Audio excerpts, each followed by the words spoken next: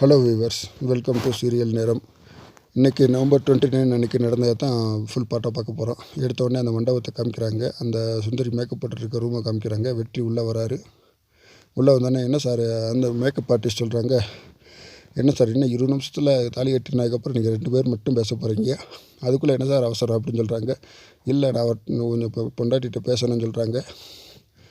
அப்படியே சுந்தரி மேடத்திட்ட சொல்கிறாங்க, மேடம் நீங்களா சொல்லுங்கன்னு சொன்னோடனே அது அப்படியே கடைசியில் சரி ஓகே வெளியில் போங்க அப்படின்னு சொல்லிட்டாங்க.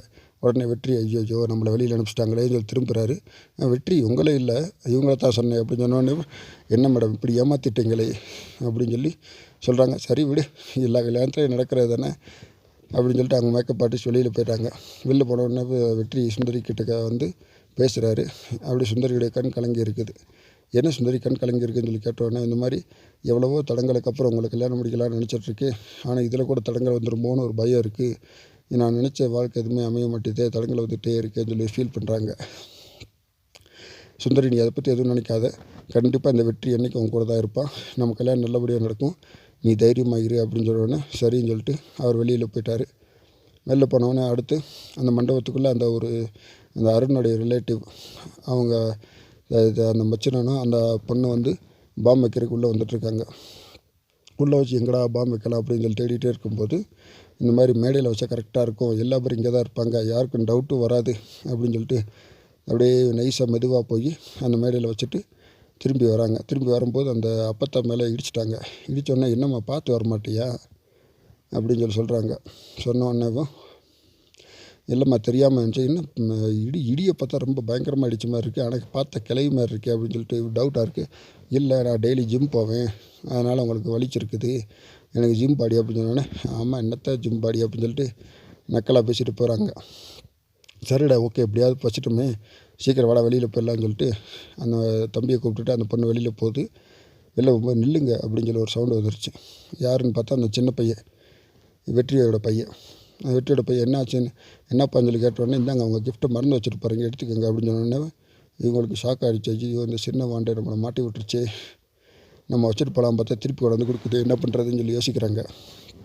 சரின்னு வாங்கி வச்சுக்கிட்டு அதுக்கப்புறம் இல்லை வெளியில் எதுக்கு போகிறீங்கன்னு சொல்லி கேட்குறியா, இல்லை ஒருத்தவங்களுக்கு ஃபோன் பண்ணணும் அதுக்காக தான், உள்ளே இருந்து ஃபோன் பண்ண வேண்டியதானே, ஃபோன் பண்ண நம்பரை கூட படத்தில் வச்சுட்டு போகிறீங்கன்னு சொல்லிட்டு அந்த பேப்பரில் எழுதி வச்ச ஃபோன் நம்பரை கொடுத்துருக்கேன்.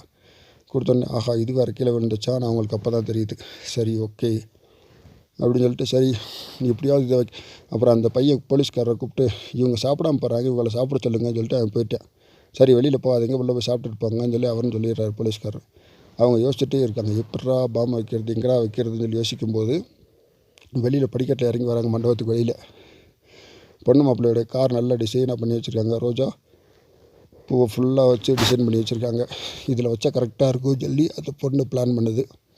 ஆனால் பின்னாடி டிக்கியில் வச்சா கரெக்டாக இருக்குது இதில் பிளான் பண்ணுது, ஆனால் டிக்கியை திறக்க முடியல. அப்புறம் அவங்க தம்பி ஒரு ஐடியா பண்ணுறாரு, இந்த மாதிரி வெளியில் ஒரு அக்ஷா பிளேட் இருக்குது, அதை எடுத்துகிட்டு வந்து அதை திறந்து பரவாயில்லையே நல்ல மூலக்காரன் தான் நீ அப்படின்னு சொல்லி சொன்னோடனே உள்ளே வச்சுட்டு டிக்கி அடைச்சிட்டாங்க.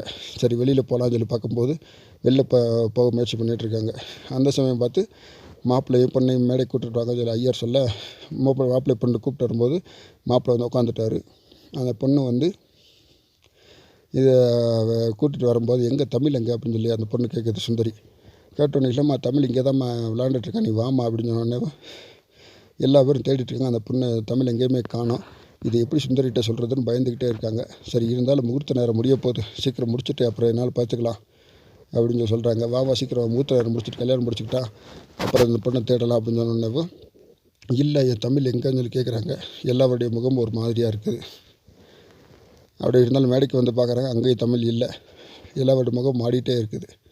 நீங்கள் சொல்லுங்கள், அந்த மேடையில் அந்த தமிழில் சுந்தரி பொண்ணு இல்லாமல் சுந்தரி கழுத்தில் தாலி வெற்றி கட்டிடுவாரா, இல்லை சுந்தரி ஏற்றுக்கிடுவாங்களா ஏற்றுக்கிற மாட்டாங்களா அப்படின்றது உங்களுக்கு கமெண்ட் பாக்ஸில் எதுவும் கருத்துக்கள் இருந்துச்சுன்னா சொல்லுங்கள்.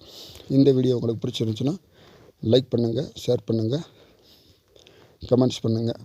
மறக்காமல் தமிழ் சீரியல் நேரம் சேனலை சப்ஸ்கிரைப் பண்ணிடுங்க. தேங்க்யூ.